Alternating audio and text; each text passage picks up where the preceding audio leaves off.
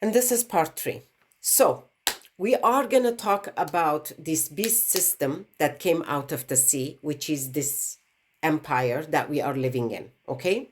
Now, the structure that we are in, as I said, that came out of the water, my dear friends, represents the beast, okay, that is the maritime law. Okay, currently we are under the maritime law. I wouldn't say currently because they dismantled it. In reality, they dismantled it. But we were in and under the maritime law. So the beast that came out of that water, and that is the maritime law. The maritime law is the law of the water, okay? And the law of the sea, that's what it's called. The law of the water, the law of the sea. In this system, by law, by their law, money is the water, my dear friends, okay? In this beast system. So think about what I'm saying. I'm talking about sea. I'm talking about water. So now it's going to relate to ships and how they carry on the cargo. And I'm going to talk about that. Now, my dear friends, all the ships, are female.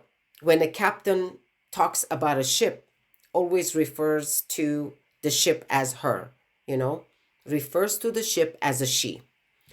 Why? Because she delivers the product, the goods.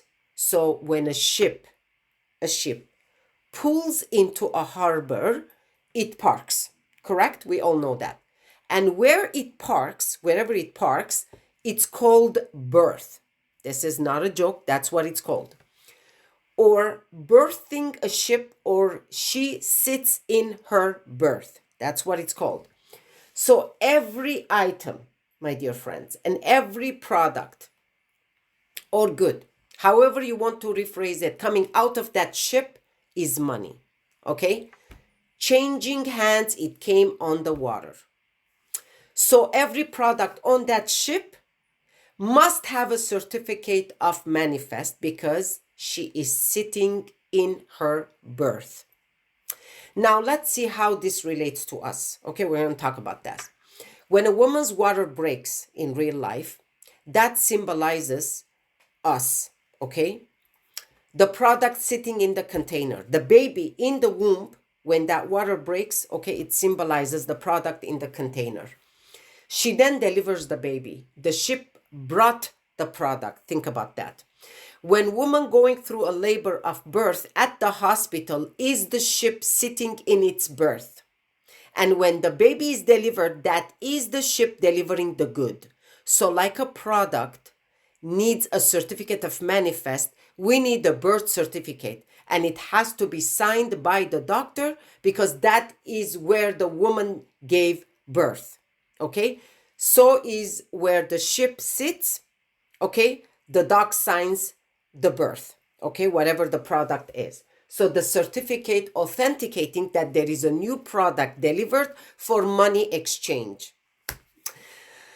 So then, my dear friends, the parents, mainly the mothers in this case, they sign the birth certificate, okay?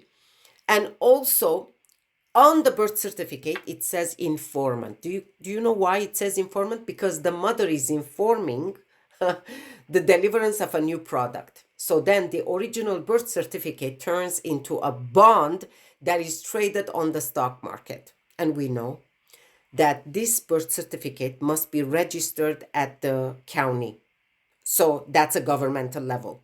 So when this birth certificate turns into a bond, now it can be traded in the stock market. So now we are dealing with banking and finances. Think about what I'm saying. So this is what it is. Now, we have been treated like chattel, my dear friends, bought and sold. Do you know? Now you understand why we are slaves in this system. Okay, and there is more into this. I would like to explain a little bit more about this by connecting it to the old Roman Empire that had the same exact treatment of women. They treated them like products, okay? Where the father signed the contract when she was giving the daughter to in marriage, okay? Which is kind of the same thing, contract. So go to part number 4.